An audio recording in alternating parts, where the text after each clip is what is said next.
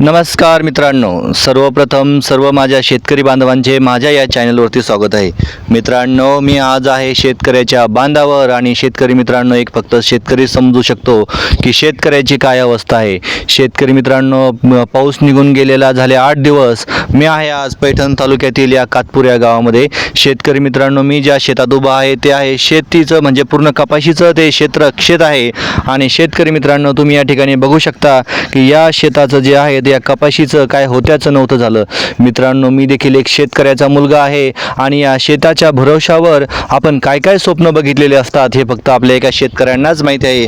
मित्रांनो, मी देखील लहान होतो आणि लहान असताना माझे वडील देखील मला म्हणायचे, बाळा तू आपल्याला जर काही वस्तू घ्यायची असेल तर आपण ह्या कपाशीच्या पिकावरती एखादी वस्तू जी काही असेल ती आपण खरेदी करू. मित्रांनो, मी देखील एका अशा शेतामध्ये आहे आणि जे शेतकऱ्यांनी हे स्वप्न बघितले होते तर ते स्वप्न या ठिकाणी पूर्ण नाहीसे झालेले दिसत आहे.